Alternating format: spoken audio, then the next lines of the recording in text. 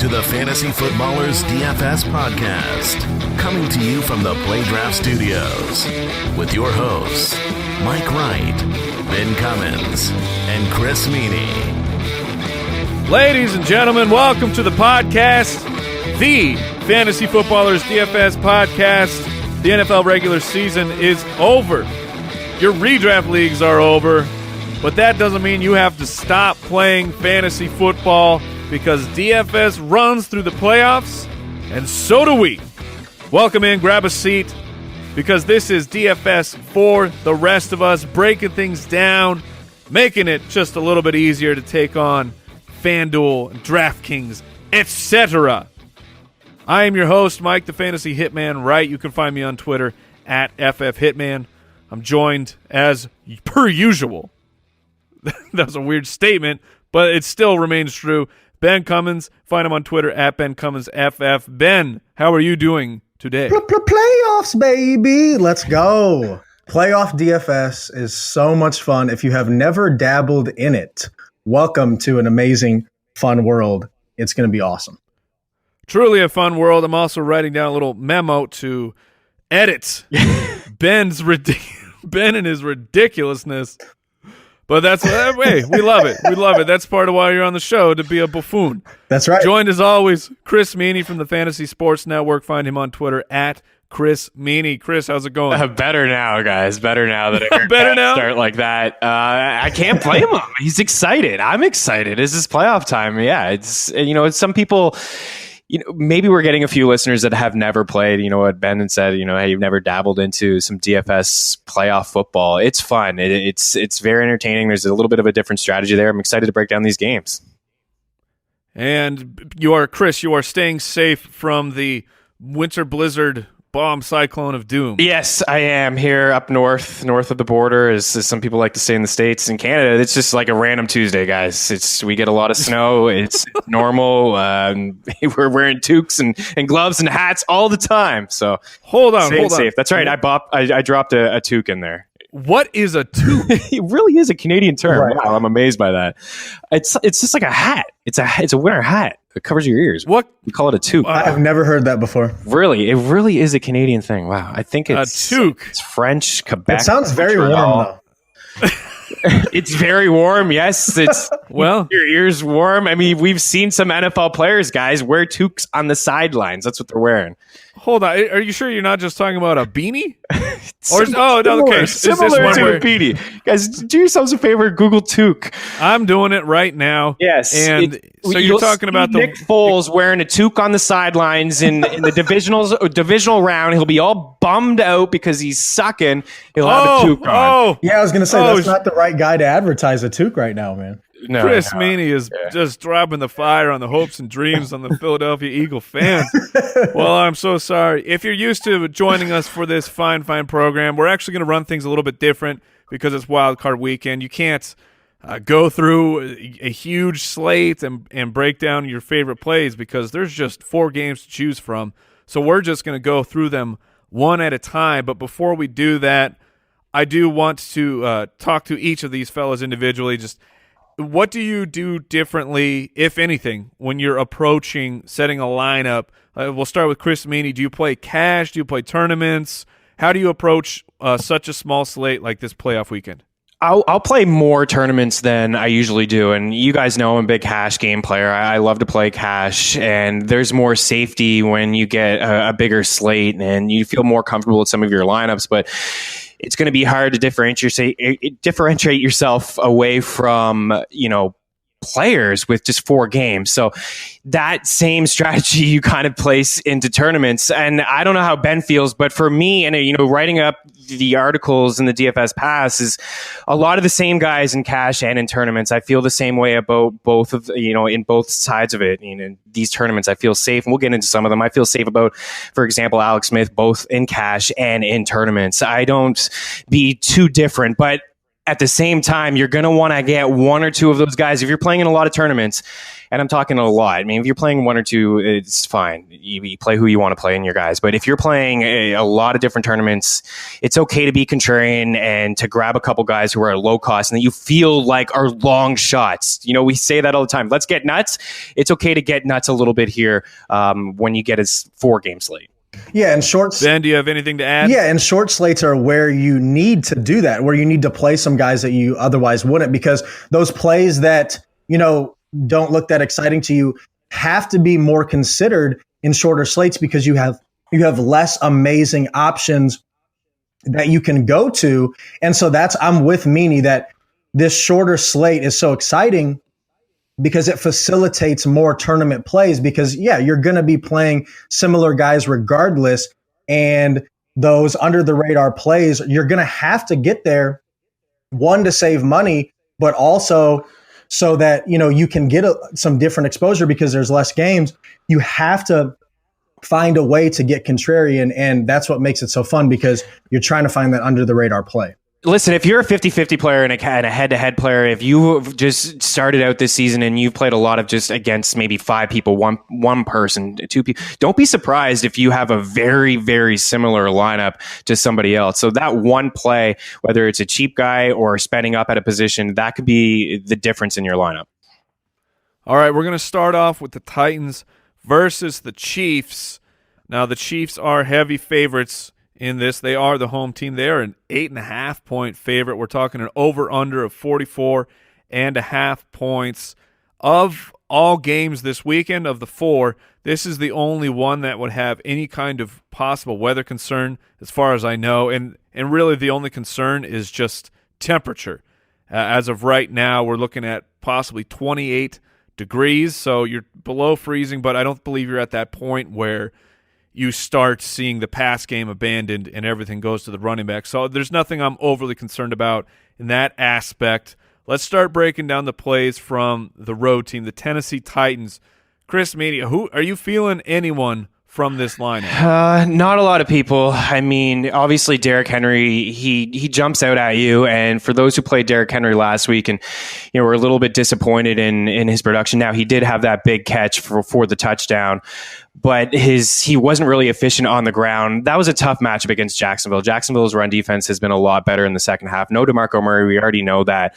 This is a much better matchup against Kansas City. The Chiefs have allowed the 8th most rushing yards this season, 4.3 yards per carry, the 15 rushing touchdowns they allowed in the year, the 4th most. If they can find a way to, you know, get down and score some points, now I don't expect them to score a lot, but I think Tennessee's game plan here will be on the road, maybe to slow the clock down just a little bit, take advantage of this weaker run defense. I mean, through weeks 1 to 16, KC allowed at least 1 touchdown to a running back 11 times. So these running backs are capable of, you know, having fantasy games against KC. So I'm okay at the price point to play him. No, though, in tournaments, his ownership is going to be through the roof. I think it's going to be, you know, on DraftKings in, you know, bigger tournaments, I think over 50% for sure. I'm okay with that. It's all right to have, you know, a chalky play, especially at this price point. If you're going to spend up on guys, you're going to have to find somebody, and you're not going to find another running back at this price point that's going to touch the ball 25 plus times. And that's probably what Henry's going to do. Ben, how are you looking at the Titans? Maybe I'll feed you a little bit because Rashard Matthews, Corey Davis, Eric Decker, we know that's the trio to kind of choose from. The Chiefs' defense the last 6 weeks are ranked 22nd against fantasy wide receivers, giving up over 26 points in a half PPR scoring format. That's not bad. What is bad is the way that Marcus Mariota has played quarterback this season. Do you have any interest in the wide receivers or Mariota himself? Yeah, because this is where we start talking about getting contrarian, right? And that would be one piece of evidence to consider playing Mariota, is that the matchup is pretty nice. But I love that you brought it up, Mike, that we have a game in Jacksonville, we have a game in Los Angeles, and we have a dome game. And then this is really the only one that's cold. Then the Titans are on the road on top of that. The Chiefs have been playing a little bit better. And what you said matters to me more than the matchup.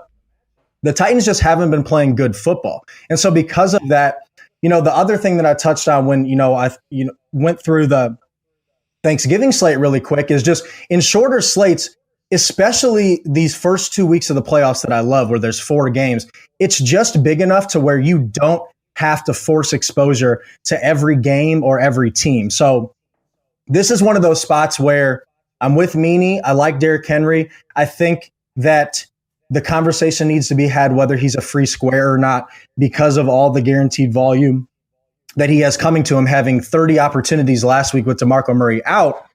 And it's a pretty good matchup against the Chiefs on the ground as well. But there's also a thought process of just maybe don't even play anybody in this game. That's why I'm just looking at playing Derrick Henry and moving on, because the NFC games I love a lot more from just the value of a fantasy perspective. And that's where I want to get most of my pass catchers at. I will touch on the wide receivers, Mike, just for a second.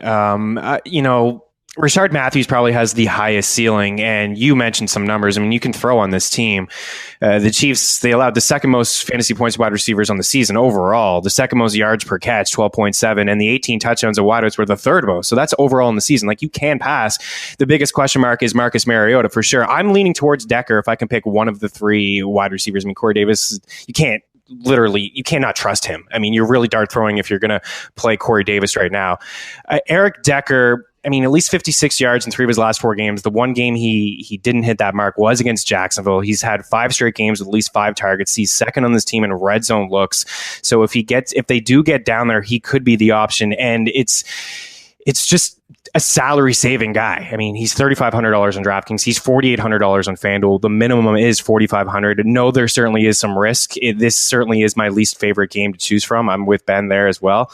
But I am playing Decker, and I'm playing him in some cash tournaments to save myself, the money to spend up elsewhere. When you go into making your lineups, if you're new to DFS during the playoffs, you are going to find, yes, there are those players where you're going to retch when you have to click them in because you just don't have a choice. You have to pay down with their salary. The Kansas City Chiefs, they are the home team. Like I said, they are favored. The Titans' defense has been really their saving grace here.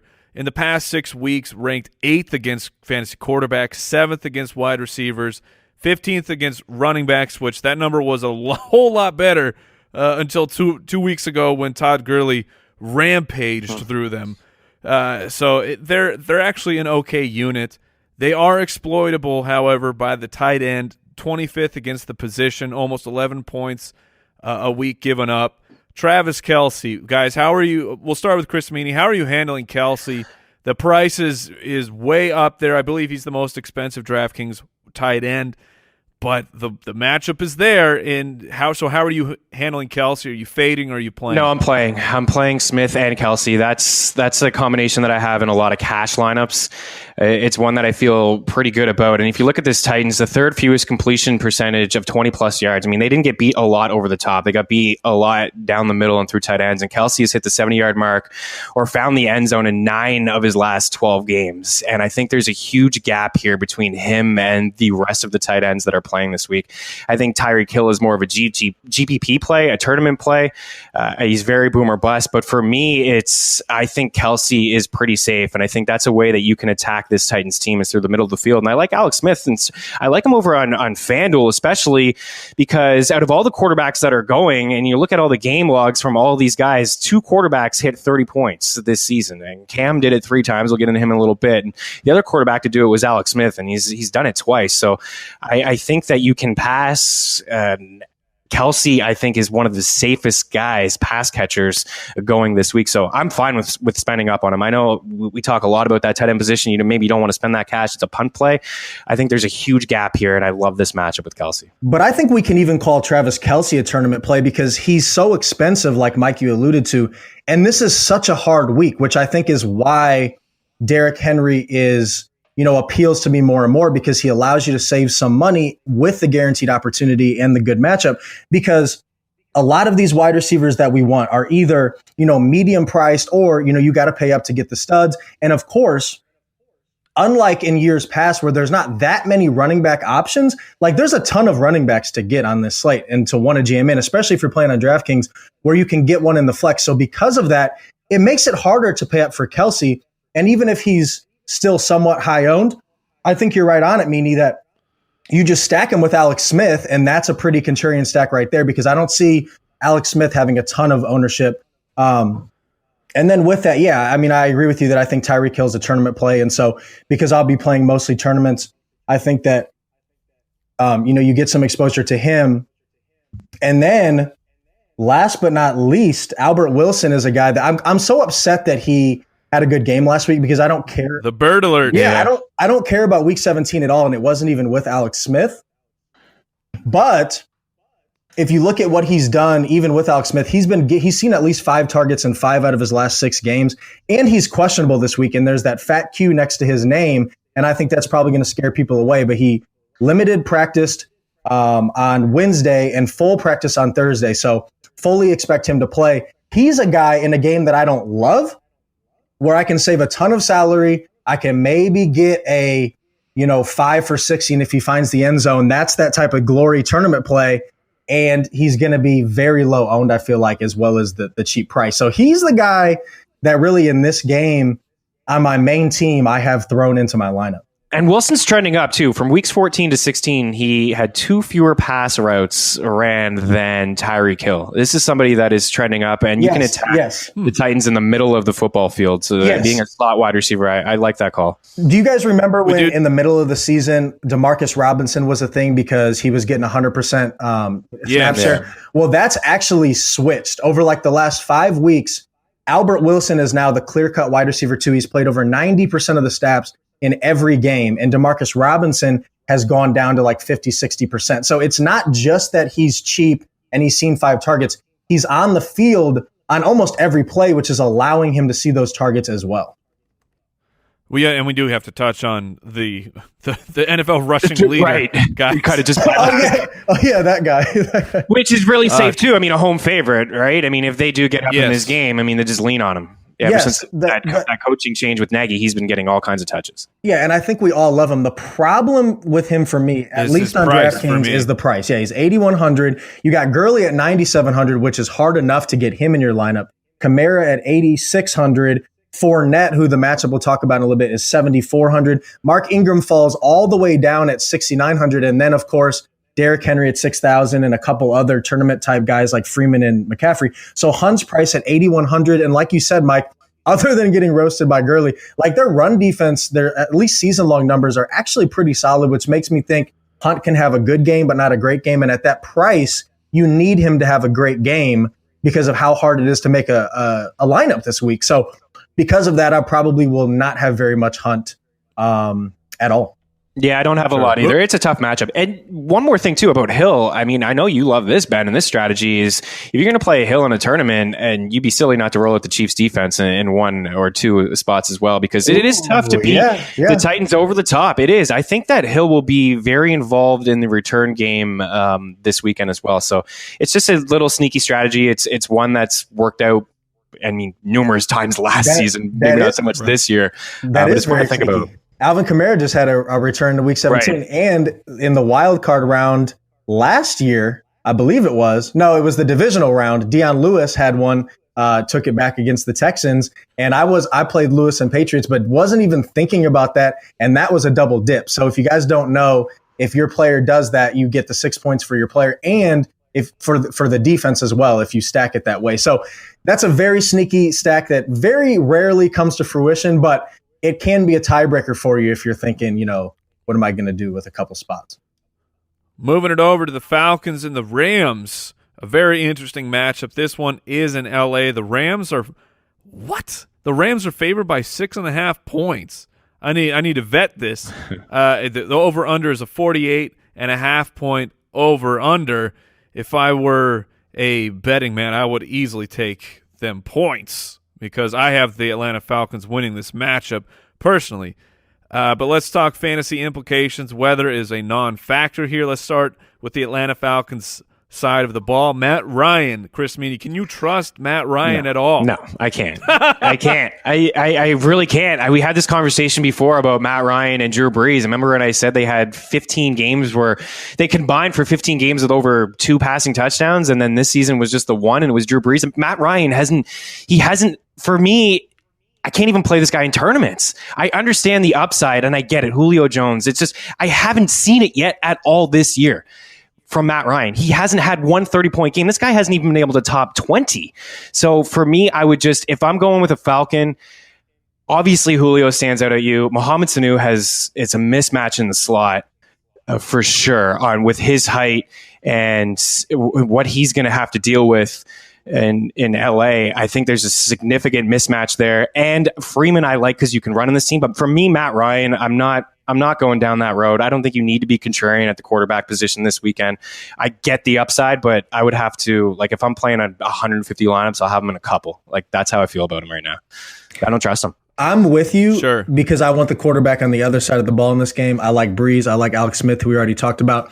So I'm with you, but like you're kind of talking about, I want exposure to the Falcons because I love, this fantasy game. Like, I think there's going to be a lot of points scored. And even though the Falcons haven't scored a ton of points, which, is kind of crazy when you look at it, Matt Ryan's still thrown for the third most pass yards per game out of the 8 quarterbacks on this slate. And as an offense as a whole, they're 8th in total offense. So that's total yards for those that aren't aware. So they're still racking up the yards. They just haven't really scored the points. But especially on DraftKings and even on FanDuel, where you're getting points per reception and obviously getting points for the yards for your pass catchers. And if you want to go contrarian with a guy like Devontae Freeman, things like that, that's where I want to get my exposure.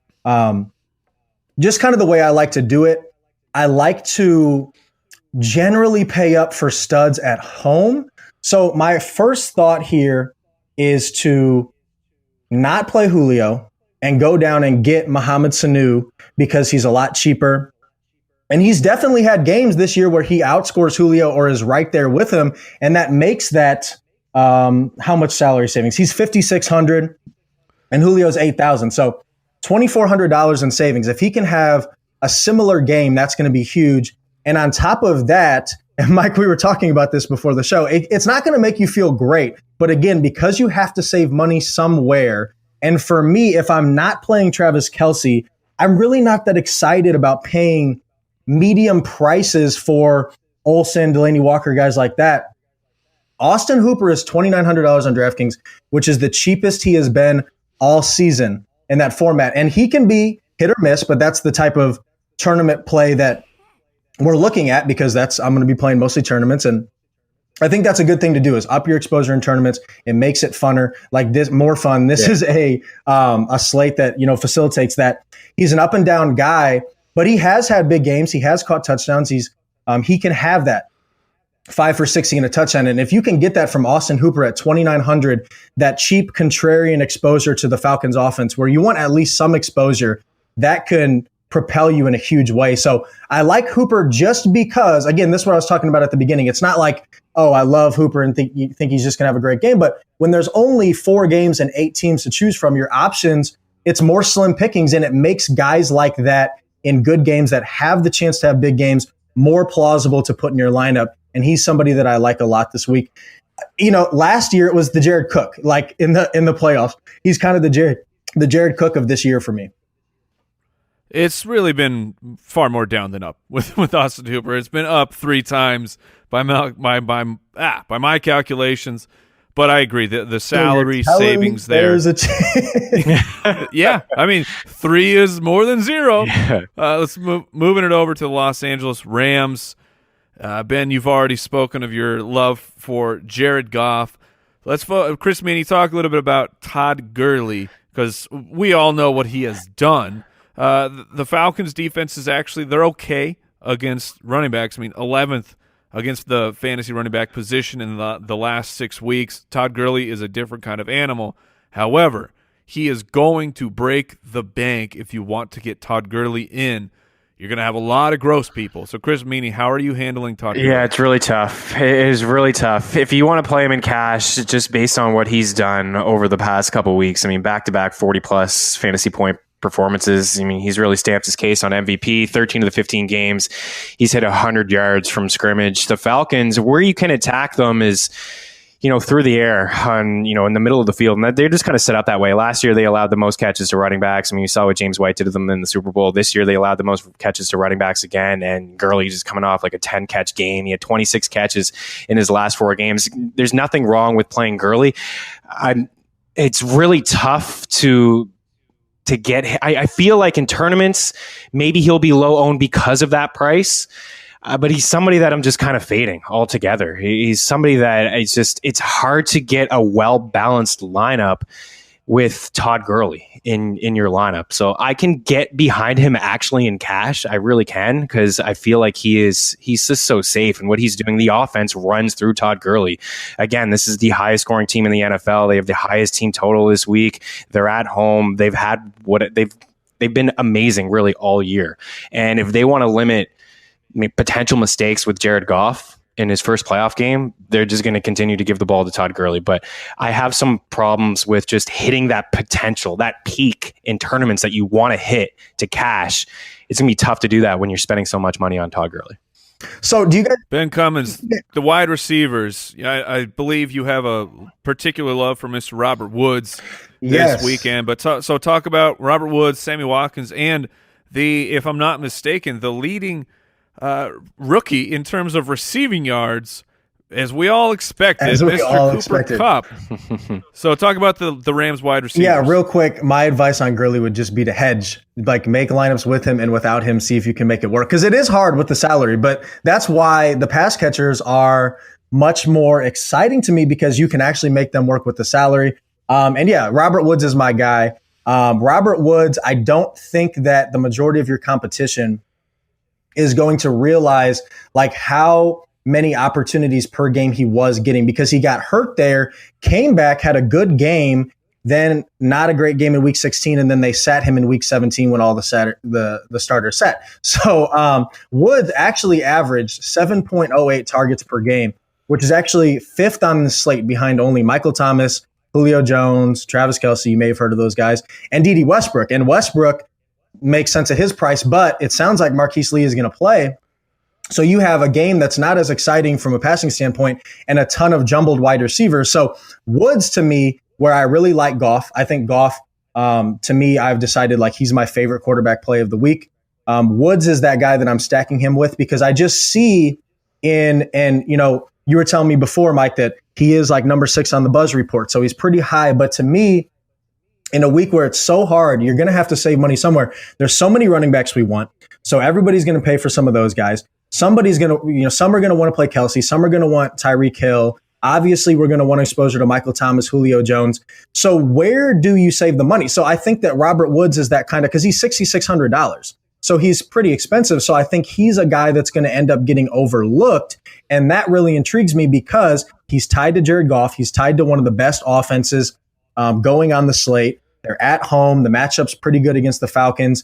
And I see him being pretty low owned. I think that he can have a big week. And of course, I like Cooper Kupp and Watkins as well. The difference, though, between Kupp and Watkins is you can save $700 on DraftKings going Watkins. So to me, what I want to do first is play Goff, play Woods, and Watkins all on the same team, because this is the other thing, obviously, about smaller slates. I've touched on it before, is those super stacks are what can win you smaller slate. So don't think that I have too many Rams, so I can't play another one, if you think that their offense is going to find a lot of success. So really into Robert Woods, and don't have a problem with Kupp or Watkins either, but because of the price difference, I prefer going Watkins over Kupp.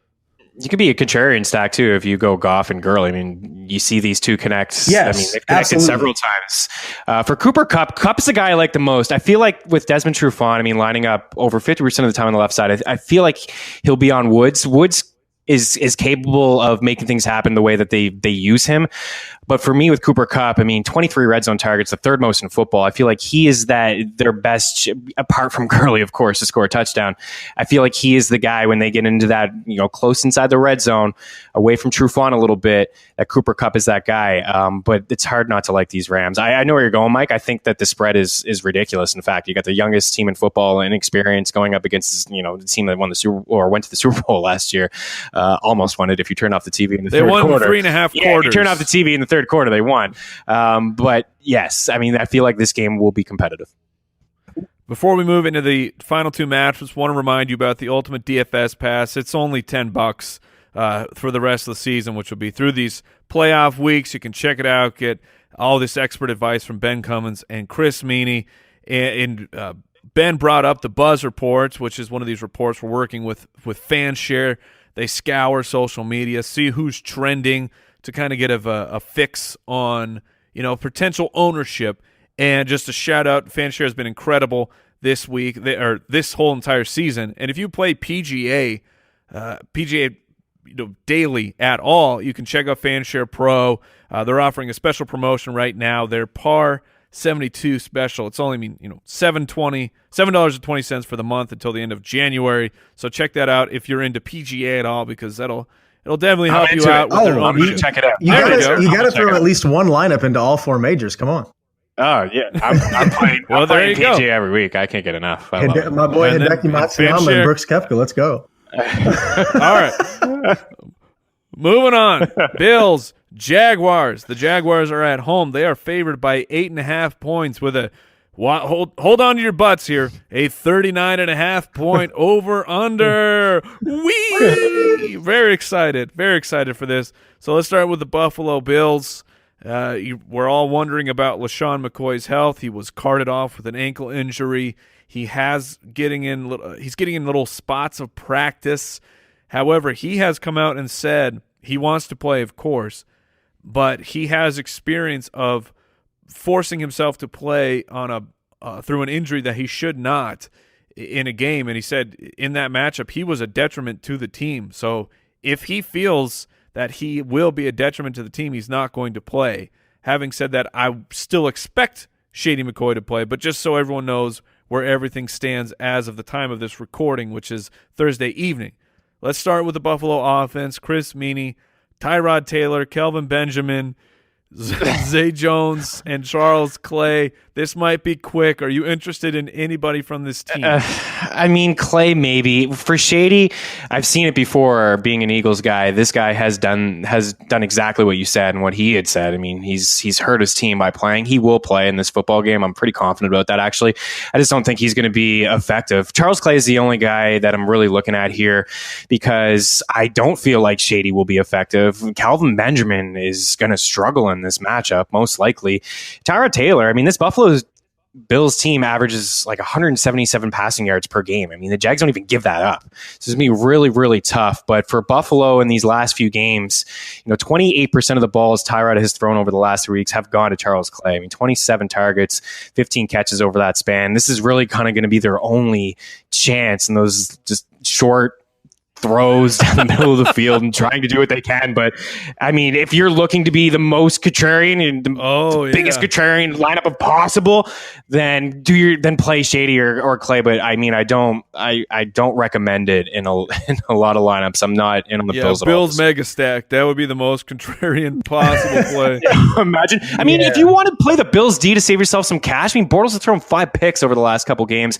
If Buffalo's going to win this game, it's because Blake Bortles is, like I said before, the box of chocolates. You just don't know what you're going to get with this guy. But if Jacksonville, is smart, they're going to take the ball out of his hands and they're going to give it to Leonard. Blake Bortles a lot better at home, though. I will say the last 2 weeks have been on the road where you got bad Blake Bortles, and then guess what? The 3 games before that, when it was the regular season fantasy playoffs, that's when he had an average passer rating of about 125 or so when he was playing fantastic. So, Ben, you don't get to weigh in on the Bills because we've spent far too much time on this team. But we'll move it over to the Jacksonville Jaguars.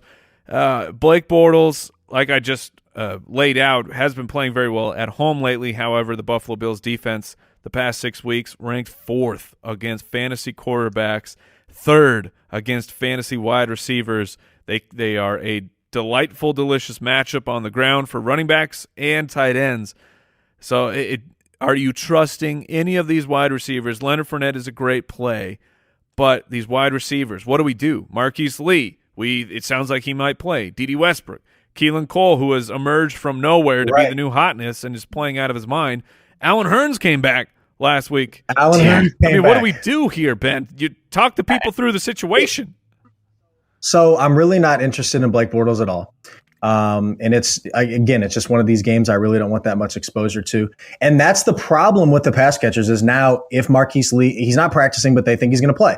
So obviously that's one we need to pay attention to. But if he does play, like you can't really predict with any confidence what the playing time, what the target, dispersal is going to be. So D.D. Westbrook was the one guy, because he's $4,400 and I don't think his price makes that much sense at all, that I was going to be playing if Marquise Lee missed, because that told me that he was going to be a full-time player. But now if Marquise Lee does play, I really don't want to put my eggs in that basket at all, because again, of all the pass catchers I can get on the Rams, on the Falcons, on the Saints, which we'll talk about in a second, even the Panthers, the Chiefs, there's so many other teams that I want exposure to. And so I agree with you that Fournette is a really good play, because this is basically my best argument for it. And this is what I love to do, because this is really how we really should be, analyzing these games. But during the regular season, when there's so many games, it's so hard to do. But I like to break it down from a top to bottom deal, where I want to look at what the teams have done first. So throughout the entire season, the Jaguars have scored 149 more points than their opponents. The Bills have scored negative 57. They were outscored this year. By 57? By 57. Yeah, they were the Titans, both of them. The Titans minus 22. They're a horrible playoff team. So the Jaguars at home, where they're 6-2 on the year, and the Bills are only 3-5 on the road, and that matters to me too. And the Jaguars have a 206 point differential difference greater than the Bills. That just tells me that the game flow is going to be great for Fournette. Not to mention the matchup. I think we probably all know by now, the Bills have allowed the most rushing yards over the last 6 games. They're second worst in run DVOA. They've allowed the 4th most yards on the season. So all of that is telling me and especially, again, Fournette $7,400 on DraftKings, which is pretty reasonable when you look at Gurley at $9,700 and Kamara at $8,600, et cetera, et cetera. I'm playing him because I think the game flow, he's going to be able to get the volume. They're going to win. They're going to win somewhat easily. He's going to find the end zone. So I just give me Leonard Fournette, Charles Clay may be on the other side of the ball, and that's it. And I'm moving on to the other 3 games. Can I move on, Chris Meaney? Yeah, I mean, it's just a risky game to figure out which Jacksonville guy. I mean, Gaines and White have been really good. You already gave up a lot of stats. I mean, 14 passing touchdowns, the second most they've given up. I wish I could, because you can attack Buffalo in the slot, and I wish I had more confidence in Allen Hurns, because I would be behind whoever would play the slot. I mean, it's a big guessing game what Jacksonville's going to do. So yeah, let's just move on. Play Leonard Fournette, because I do think he's a strong play. Of course, play the Jags defense if you can afford it, but they're pretty expensive too. So it's tough. I mean, it's good luck with that. Moving to the final game of the slate, taking things home with the Panthers and the Saints, an NFC South fantasy bonanza. Possibly. That was a question mark there. The Saints are at home. They are favored by 6.5 points. We have a 48.5 point over under. They're in the dome. No weather concerns. Let's start with the road team. Chris Meaney, Cam Newton. Which Cam Newton's going to show up in the playoffs here? Are we getting the one that's electric and dynamic? He's actually connecting on some of those deep balls. Or are we going to get last week's Cam Newton, who's just chucking it up at Greg Olsen, and he can barely even pull down 1 reception? Who are we getting? Man, did he? I mean, I don't know. You're supposed to know, Chris Meaney. Brutal. Cam has thrown for 183 yards or fewer in 7 of his last 9 games. His worst game of the season came against this very same Saints team, where he had 3 interceptions and did not find the end zone and threw for under 200 yards. It's just, with Cam, you're getting that floor, and it's appealing. It really is. I mean, at least 51 rushing yards and in almost every game this season, really. He's hit the 44-yard rushing mark in 11 of the 13 games. So I understand from a cash standpoint, he's safe. I don't think Cam's a good real-life quarterback. I really don't. But because he runs around and he can make things happen on the ground, it's like starting with a touchdown. So I understand why people want to play him in cash. I'm more appealed with him than Drew Brees, actually, because, again, I'll go back to the 30-point performances this year, and especially over on FanDuel. Cam had 3 of them because of that rushing ability. So you're starting with a nice floor, and the ceiling is high enough that you can get there if he can connect on some of these guys, which you mentioned Greg Olsen. I mean, that was just pitiful to watch. There's the weapons are limited. Devin Funchess has disappeared. Christian McCaffrey's best game of the season, certainly through the year, came against the same Saints team. So I'll play Cam in a couple tournaments, actually, in a couple tournament lineups, and just try to reach for that ceiling. But there's other quarterbacks. We've talked about him, Alex Smith, Goff. I like more than him. It's just, he's very, very, very risky, but I do like reaching for that ceiling that he's hit already this year. Ben Cummins, the CEO, the vice president, and the president of the Christian McCaffrey fan club. That's right. How are you playing him this week? I mean, Chris Meaney gave us a tantalizing stat nugget to want to play him, but are you playing him? It's so tough with all of the other running backs that we know are going to have the guaranteed volume, and we've talked about all of them. But it does make sense because Cam's weapons, like when Meaney's talking about Cam, I just keep thinking like the upside's not there because his weapons are decimated. Like obviously Funchess, Greg Olsen comes back, and McCaffrey. That's a pretty good trio, but he's losing his number 2 wide receivers left and right. Russell Shepard's basically been benched. Demir Bird's on IR, Curtis Samuel's on IR. So, those are the 3 guys, and I'm really not that interested in paying up for Funchess at all. Olsen at 5,000 is just kind of in a salary area where I would be okay with playing him, but I just think it makes more sense to maybe save a little bit more money at that position. So it comes down to McCaffrey, and the argument would be that in a game where I think they're going to lose, the Saints offense is so potent, and the Panthers knowing that, they don't have a ton of weapons, that they just game plan to get McCaffrey, 10 targets, which we saw somewhat that play out against the Packers a couple weeks ago, where he was pretty heavily involved, where, he's been up and down, but it could be a game like that. And so it makes sense from a tournament perspective. The other guy, though, that I have to throw out there real quick is Brenton Burson. And probably a lot of you don't even know who that is, but because of that number 2 wide receiver issue that I was talking about, Brenton Burson over the past 2 weeks has played over 80 snaps. And then Kalen Clay, I said Russell Shepard's been benched. Essentially, he's played 8 snaps over the last 2 weeks. Kalen Clay has played 60 snaps. So Burson's played more. He's gotten 8 targets over the past 2 weeks. Clay's had 6. So to me, Burson is essentially running as the wide receiver 2 in the game where Cam is going to have to throw a lot, probably. He's cheap exposure. He is literally 3,000. He's the bare minimum price on DraftKings. He's going to come in very under-owned, and he gives you some exposure to that passing offense, but allows you to go do a lot more fun stuff with your other remaining salary. So I am going to be playing Brenton Burson in some tournaments, and if he sneakily catches a touchdown, I'm going to be celebrating, because that's, again, what you kind of have to do on a 4-game slate. Yeah, I'll be celebrating with you. I wrote him up as well. Yeah, he's 4,500 he's 4,500 on FanDuel. I mean, you got to think Marshawn Lattimore is going to be on Devin Funchess. So yes. That will help Burson a little bit here. I mean, 8 targets, 5 catches, 81 yards the last 2 games. I mean, the Saints have allowed the second most receiving yards over the last 4 weeks. You can't attack them.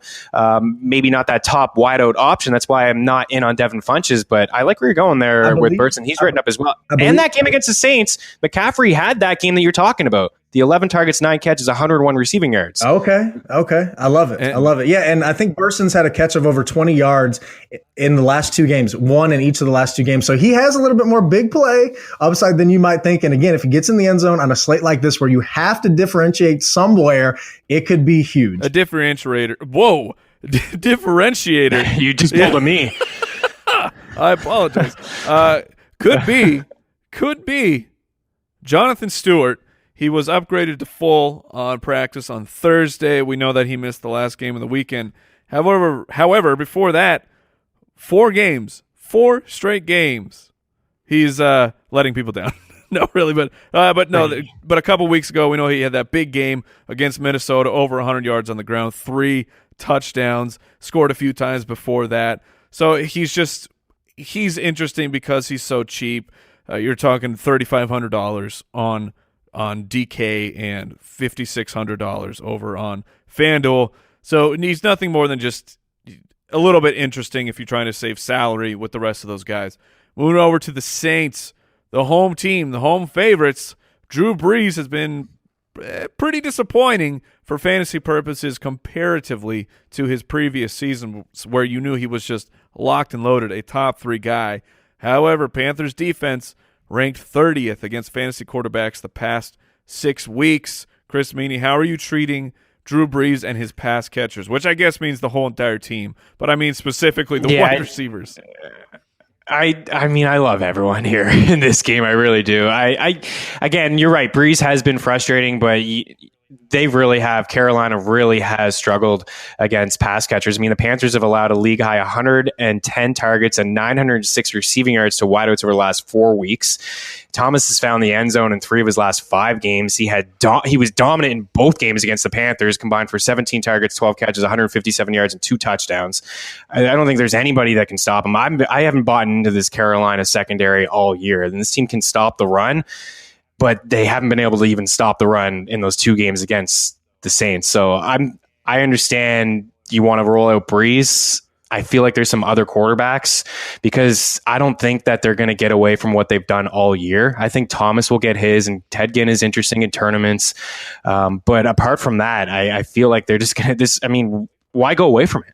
I mean, these 2 running backs are phenomenal in Alvin Kamara and Mark Ingram. So I think that they'll just continue to use both of these guys, and Thomas will get his. So Thomas, I think, is a guy that I know that actually he's a guy that I want to play. I won't have that much exposure to Drew Brees. I feel like perhaps in this third matchup, Carolina will try to figure out those 2 running backs, and maybe Brees will be able to play to catch up or, throw the ball, but I just don't think Carolina is going to be able to keep up. That's the biggest thing for me, and I think that they'll just continue to run the ball. Mark Ingram versus Alvin Kamara. Ben, how are you looking at that? Man, it is so tough because I want Kamara. I want Kamara, like who doesn't? But especially on DraftKings, you have $8,600 for Kamara and only $6,900 for Ingram. That's a $1,700 difference.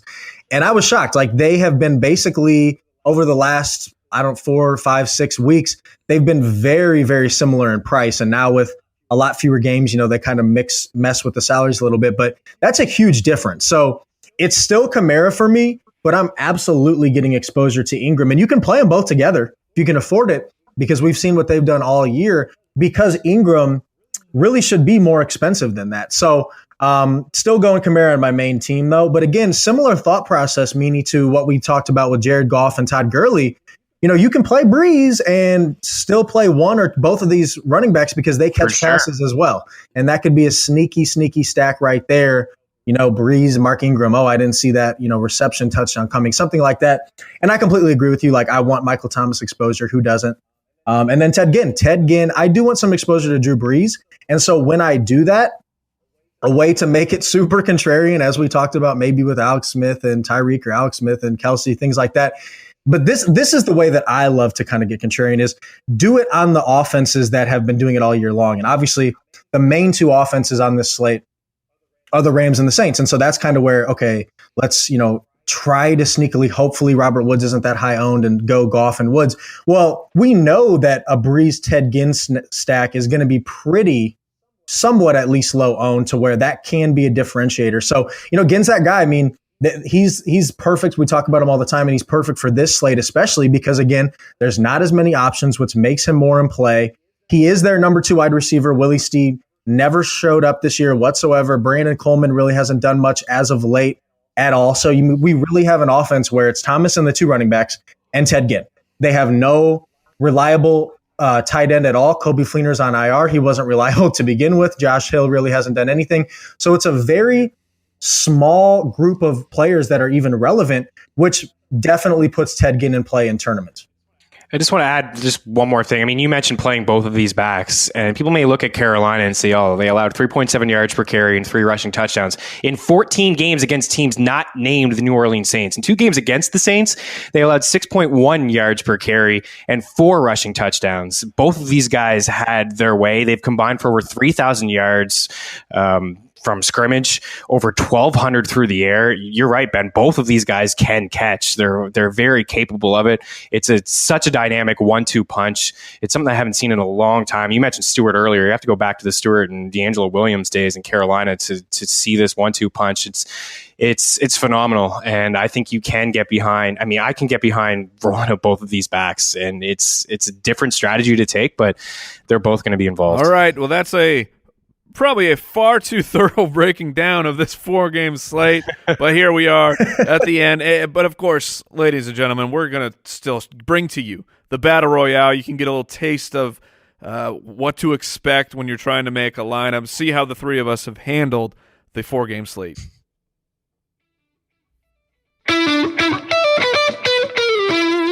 DFS All right, Battle Ben Royale. Cummins, you're going first. All righty, let's do it. So Jared Goff, as I said, my favorite quarterback. I'm locking in Leonard Fournette and Derrick Henry because they're somewhat affordable. They give me the guaranteed volume. I like the matchups. As I said, with Goff, I want to go Robert Woods. I'm super stacking it a little bit. I'm playing Sammy Watkins as well. Then, in order to have to save money, I'm playing Albert Wilson, who I think we talked about. I'm playing Austin Hooper at tight end, and I'm just praying catch a touchdown, Austin. I have to go begrudgingly from the Jags defense to the Chiefs to save $1,000 on DraftKings. So I'm playing the Chiefs at $3,400, and that leaves me enough in the flex to play Alvin Kamara, who I just cannot leave out of my main lineup. All right, Chris Meaney. All right, I'm being a little bit different here. I'm going with Alex Smith as my quarterback, Kamara and Fournette are my running backs, and I've really just spent down on wide receivers this week. Eric Decker, Albert Wilson, and Mohamed Sanu. I got Kelsey as my tight end, Derrick Henry in the flex. I'm just punting the defense position and just, Goff is a rookie quarterback, or not a rookie quarterback, but his first playoff game, I got the Falcons defense. You're stealing my defensive thunder, Chris Meaney. Yeah, you've been rolling with the cheap D all year, so maybe I'm on to something. I was dropping the hammer with the finishers, the Falcons, but I guess that's where I'll start to get it out of the way. I, too, am rolling with Alex Smith, but at running back, Mark Ingram and Devonta Freeman, $6,900 for Ingram, $6,300 for Freeman. That's ridiculous. The Rams, if they can be beat anywhere, it's by the running back position, and Freeman had a bit of a bounce back, at least through the air, the final week. I'm going with Rashard Matthews, Ted Ginn Jr. as my cheap plays this week, because then I got Julio Jones, and then I got Travis Kelce. I feel like I got to get Kelce in there with that matchup, and then I have the Alex Smith Travis Kelce matchup. I also then I had no monies. So, guess what? Albert Wilson, you're invited to the party. I mean, why not? If he catches 5 balls, sure. I mean, he's going to return value for you. Yeah. So, there it is, ladies and gentlemen. We wish you nothing but luck as you take on the playoff slates for these fantasy football purposes. You got to get that fix, that DFS fix this weekend. I'm your host, Mike the Fantasy Hitman Wright, for Ben Cummins, for Chris Meaney. We wish you a happy weekend and happy football watching. We will see you next week. Goodbye.